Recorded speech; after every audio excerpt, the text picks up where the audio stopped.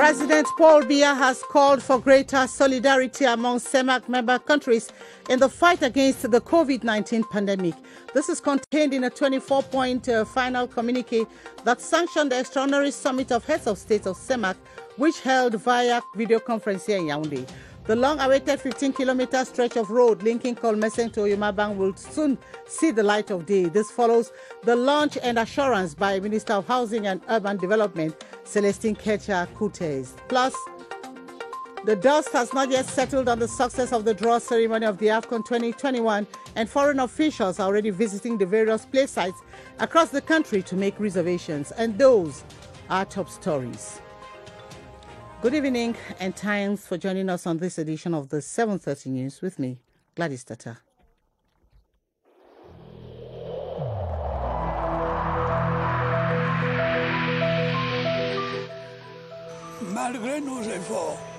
Despite our efforts, COVID-19 plunged many families into mourning and seriously hampered the functioning of our economy and society.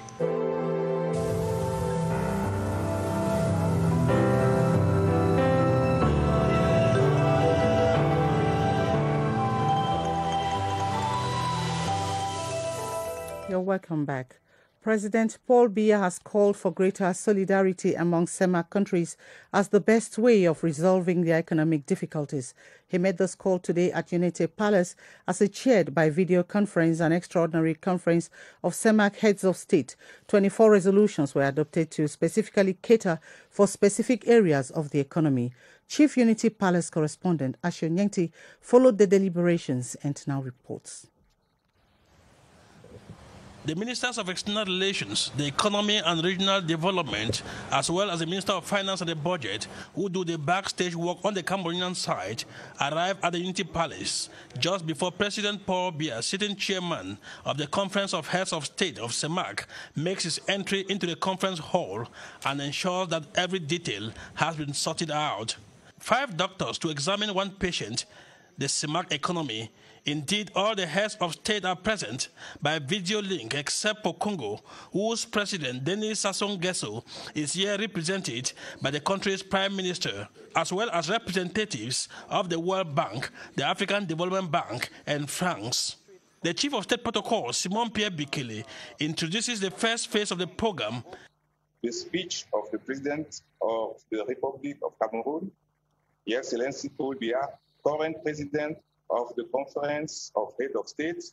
In his opening address, President Paul Biya salutes the memory of late Chadian President Idriss Déby Itno, a very much appreciated proponent of sub-regional integration. Paul Biya then reviews the impact of the COVID-19 pandemic to the economies of the sub-region, but he takes pride in that the sub-region has, despite much difficulties, slowed down the progress of the disease to thwart the extreme poverty and vulnerabilities that have resurfaced because of COVID-19. President Paul Biya has made 2 major proposals. 1, that vaccination remains the most appropriate answer to COVID-19. And secondly, that countries with bigger financial resources should show more solidarity by surrendering part of their special drain rights to African countries.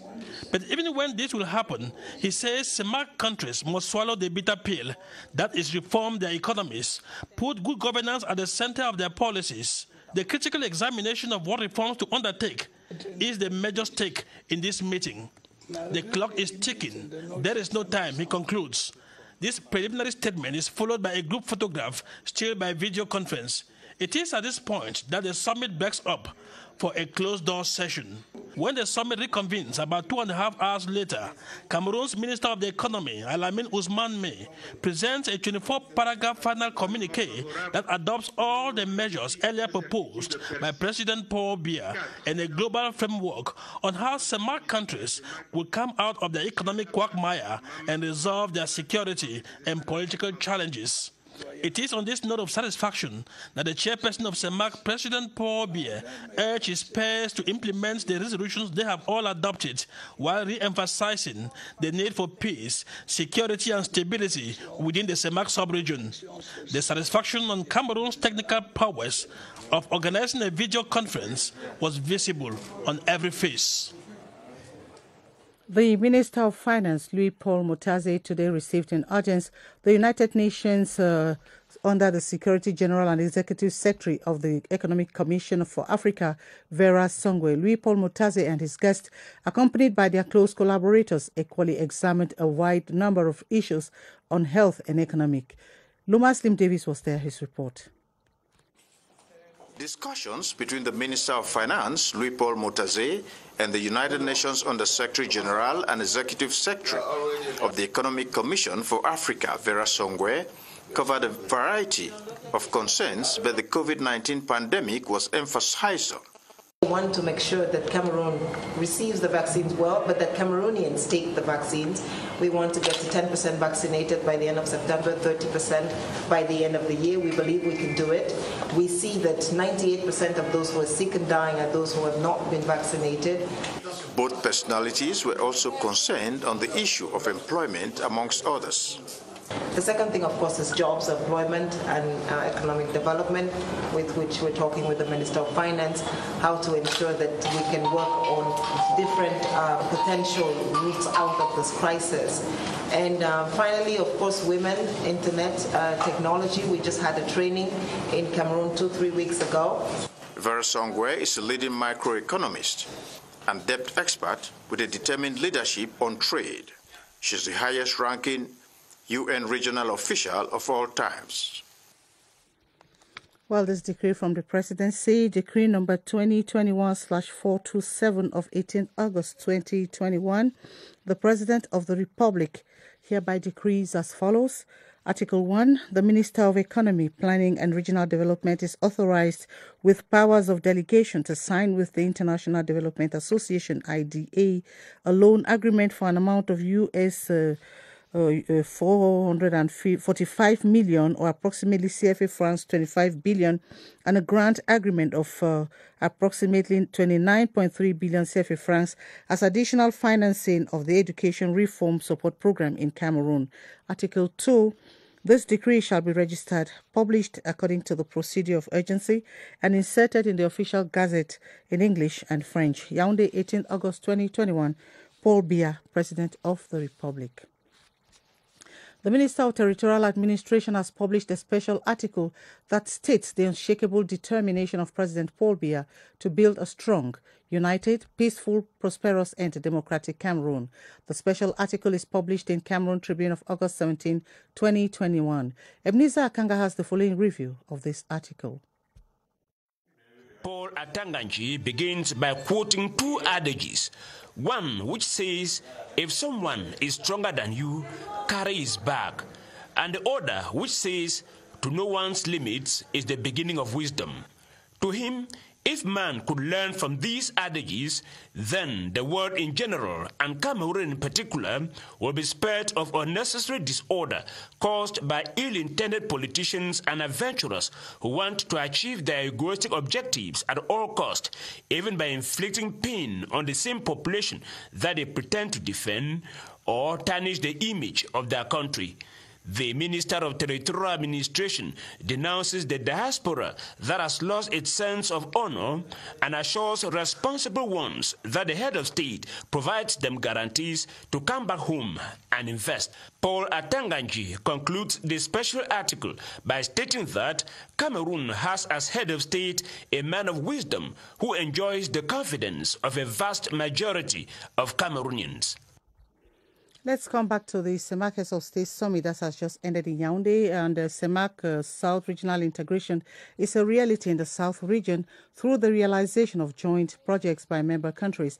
It is the case with the Cameroon-Congo Transitional Highway and the Saint-Melima Interstate University. However, the free movement of people and goods adopted some years back remain on paper, and this has caused an untold economic downturn in the border zone. Pontianos Bonglim Lawong from CRTV South tells us more. The border between Cameroon and Equatorial Guinea has remained sealed on a regular basis for what has been termed security reasons. This has raised questions about the supposed free circulation of persons and goods between CEMAC member countries. It has also dealt a heavy blow on the local economy. In border markets like Kiosi, Meyobibulu, and Mengikom, traders are fast running bankrupt. Before, the business was about a bit better, but now things are not really moving. We are coming here just to come and sit, play, draft. On the other hand, the construction of a 651-kilometer Sangmilima-Weso portion of the Cameroon-Congo transnational highway to link Yaoundé to Brazzaville by a third road has not only facilitated the movement of persons and goods between both countries, it has also been considered as a catalyst for sub-regional integration. Goods are going to travel from side to side. Even Congolese, now they are feeling that they will start going to Cameroon, discover Cameroon. As we know, the Cameroonians are businessmen. They are also preparing to start going inside Congo. In the same dimension, the Cameroon-Congo Interstate University, created in 2012, has as objective enhancing cooperation ties in higher education between both countries and to set up a technological excellence center in the CEMAC zone. The national chairman of the United Democratic Party, UDP, Alhaji Lawan Bako, has described President Paul Biya as an available president, simple and down-to-earth, who has the people and the entire nation at heart. He made the statement as he welcomed the head of state from his short stay in Europe. He also used the opportunity to call on the diaspora community to shine the light for Cameroon by contributing to the development of the nation's strong for emergence. Let's now have an excerpt. It's a simple president. It's a president like to be with the people. Why should we now carry our problems abroad, whereas there's very venues for us to solve our problems? Why should they have to do that? The only advice I could give to our brothers abroad is that they're our children, they're our brothers, they should shine their country, make themselves look available, happy, wherever they are. Because when they're dirty their country, when the outside will believe their country is dirty, they themselves are already dirty themselves. You are made yourself irrelevant abroad, which is not correct. So that's the only advice I can tell them. And to tell the head of state, you are welcome back home. Cameroonians are with you. Cameroonians believe in you. Let us see how we can solve the problem of our country and make it believe and make Cameroon become a nice country in Africa. In continuation of our series on the mass response of former fighters and associates of Boko Haram in the Far North region, today we probe into life for the penitent at the Disarmament, Demobilization and Reintegration Center at Kmer. Apart from providing material needs of the over 1,000 occupants of the center, the government has also been preparing them for total reintegration into the society through psychosocial follow-up and training. Details with Ayuk John Ashu from CRTV Marwa. Among the 1,127 ex-fighters and associates of Boko Haram are men, women and children of different backgrounds. Their basic needs are all provided by the Cameroon government with formal and informal education facilities available at the transit center in Kmer with specialized monitors for their psychosocial rearmament. Now disarmed and demobilized from the terrorist sect, their reintegration is the preoccupation of the Cameroonian authorities. We are here to combine them to reintegration. Those now in the bush can surrender. There is no problem to return here in our center. Some of them are undergoing training in agriculture and others in petty trades. Since we came here, I have learned how to cultivate vegetables and other crops. This enables me to have some money for my upkeep, and if the government can support me, I will extend my farm. However, many aspire to engage themselves in other activities that would ensure greater autonomy. This too has been earmarked as a vast land reserved for the construction of a permanent DDR center at Kmer provides space for that. The Minister of Labour and Social Security, Gregoire Owona, has received in audience the General Manager of the Cameroon Oil Transportation Company, COTCO, Xavier Falge. The COTCO General Manager came to guarantee the Minister of the calm situation of the social climate within the company. This follows complaints from the staff requesting for the maintenance of the company's nationalization and training plans, respect of social benefits, and the payment of retirement dues for every employee. Let's now listen to COTCO's General Manager, Xavier Falge, who spoke after the audience. COTCO has been working almost 20 years, has a very high sense of professionalism and integrity and respect of the law. The employees have concern about this potential transaction, and those concerns need to be worked, and we need more time to work them out. That's what we ask today to the ministry. We have those tripartite meetings with the employees and the ministry, And a lot of work is still needed to work deeply on those requests from the employees in order to give a good solution for all, for COTCO, for its employees, and for Cameroon and Chad that COTCO is serving.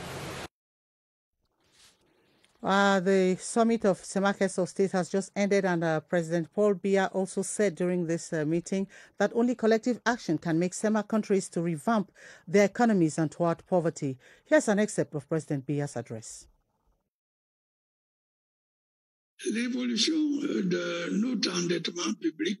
The trends in our public debt and the challenges of sustainability call for more rigorous and more transparent management in line with the requirements of good governance.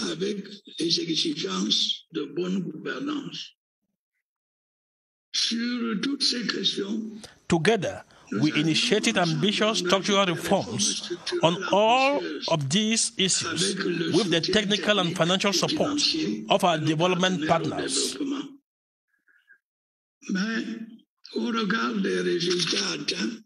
However, in view of the results obtained, which are mixed and further weakened by the current health crisis, the speed and scope of implementation of the reforms should be reviewed.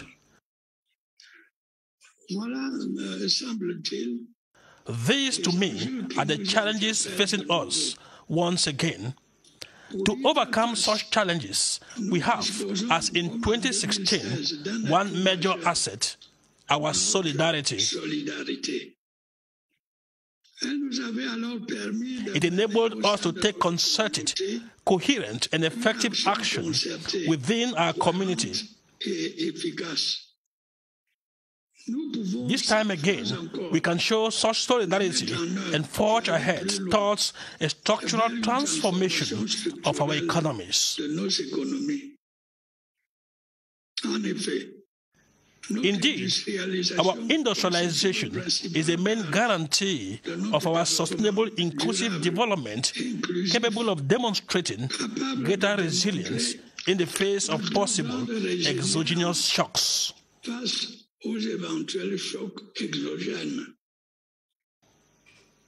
I remain convinced that this summit will result in the adoption of relevant measures likely to keep our sub-region on the path of its economic and social emergence.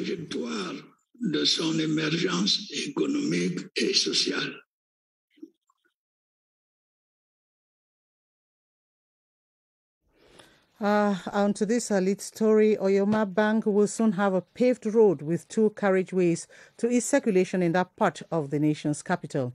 Housing and Urban Development Minister Celestine Kouetia-Coutez made the assurance as she launched a 15-kilometer road construction works from Kolmeseng to Oyoma Bank within the Yaoundé 5 and 7 municipalities. Gerald Nanji Eyambe has more. On completion, rehabilitation works on the Kolmeseng Oyoma Bank primary roads network will facilitate access in urban circulation while improving economic opportunities. While launching construction works on the 15-kilometer stretch, the Minister of Housing and Urban Development said the 14 billion Fcfa inclusive and resilient development cities project is going to embellish these neighborhoods. We have instructed the company to start the work, so I will be very, very strict. People working on this project, they give employment to people of Yaoundé 7 and Yaoundé 5. The road axis covers Lycée Bileng Essos Junction, passing through Petit Marché Oyoma Bank to the Nkolbisong Junction within the Yaoundé 5 and 7 municipalities. We are very grateful to His Excellency President Paul Biya. We want to assure the company to our total support. The project, which is expected to last for 18 months, falls within the Cameroon World Bank Corporation.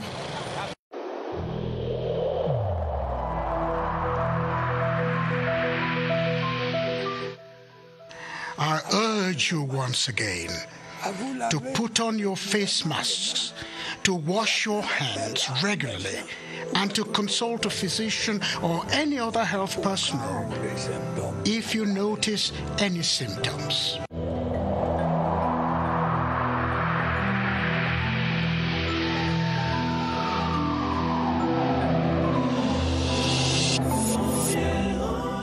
On our COVID-19 slot tonight, we continue talking about the Delta variant of the coronavirus that is already in Cameroon.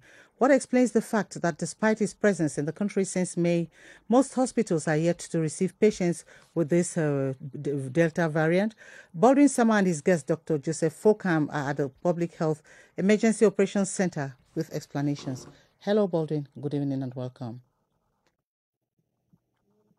Good evening to you, Gladys Tata. It's a question that most persons have been asking, especially after the confirmation of the existence of the Delta variant in Cameroon lately. Why have most hospitals not felt this presence of this variant in the country, despite it being confirmed in the country several months back? Let's discuss that tonight with Dr. Eric Tanzi, who is our guest tonight. Good evening to you, Doctor. Yeah, good evening, buddy. What explains the fact that most hospitals are yet to really feel the presence of the Delta variant in Cameroon, despite it having been confirmed several months back in Cameroon?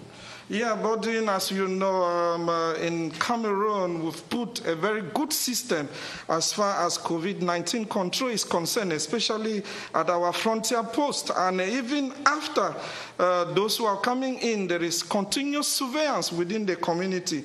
And this one have accounted for the cases that we've had in country. These cases have been contained based on this surveillance.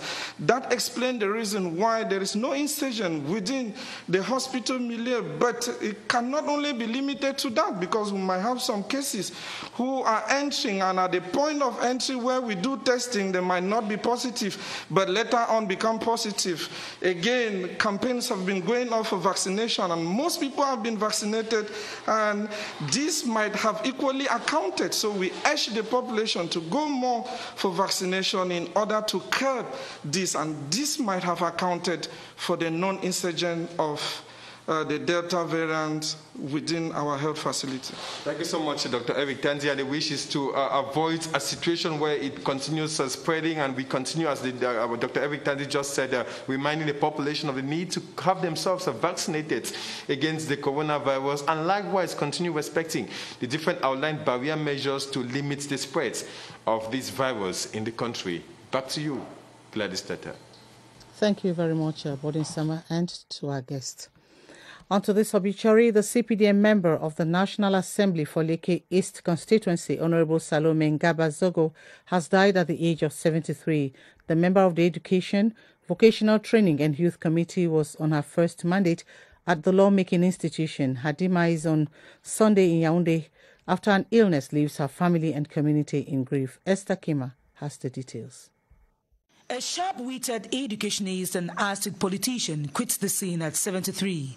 Honorable Salome Ngaba-Zogo, member of the Education Committee of the National Assembly, bows out with a word of experience she shared during deliberations. 2 years into her first mandate, the septuagenarian was the president of the Cameroon-Russia Parliamentary Friendship Group, the honorary president of the Cameroon Education for All Network.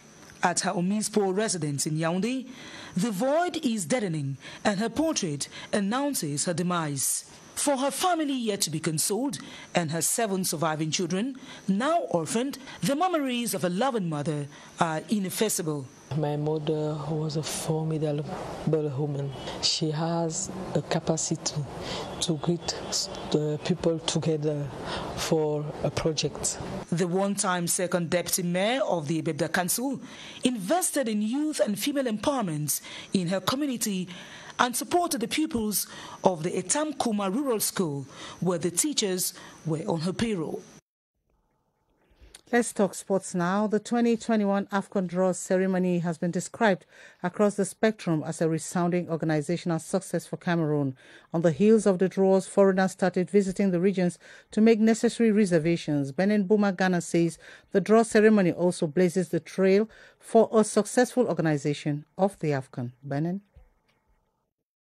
Alas, the AFCON draw ceremony has come and passed with a lot of praises showered on Cameroon for the organization by guests.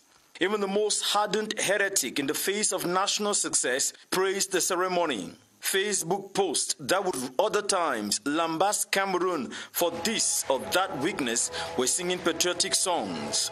There was synergy of action between the National Organizing Committee of the AFCON COCAN and the Confederation of African Football CAF. Security was in place with the selflessness of the forces of law and order.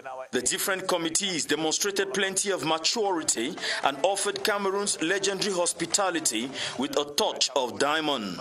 Time will fail this report to describe the magnificence of the Yaoundé Conference Center and the creativity of those who decorated the hall. In matters of health, the respect of barrier measures against COVID-19 was CAF's cardinal instruction, and almost everyone who had something to do at the conference center had to be tested negative of COVID before the event. Then the national broadcaster CRTV made it happen. A huge deployment of technicians and journalists for a 6-hour continuous broadcast on all its platforms brought the entire world to Yaoundé. Thousands and thousands of followers on CRTV's Facebook and web pages was enough to tell the successful story. This is just a foretaste of the event proper. And as you say, dust is yet to settle on this beautiful draw ceremony of the 2021 AFCON that took place yesterday at the Yaoundé Conference Center. Some former African footballers have described Cameroon as a unique African country in terms of organization and say all the participating countries have the same chances of qualifying. Baldwin Sama spoke to some and put their reactions in this report. They have been at the forefront of great football competitions. Tuesday's draw ceremony to some of these former footballers was simply exceptional. I'm so happy and so glad to be here, to be part of this African nation in Cameroon, one of the best country of football in the world. I think the continent is going to have a great time, and Cameroon is going to be the place where everything happens, where football will be at its best. When you look at the stadium, the quality of the stadiums, and the way people are welcoming us here is amazing. I think by God's grace, we can host the World Cup with 2 different countries. The different group pairings prove how open each country's chances are to qualify for the next round of the tournaments. We have a chance to see through to the next round of the competition. When we look at the other teams, I think we are favorites. Matches are not the same. We have teams that played during the qualifiers and had some difficulties to qualify. Cameroon has succeeded to seduce many with a draw that automatically kickstarts the 2021 Africa Cup of Nations. And it is with this report that we draw the curtains on this edition of the 7:30 News. Thanks for watching.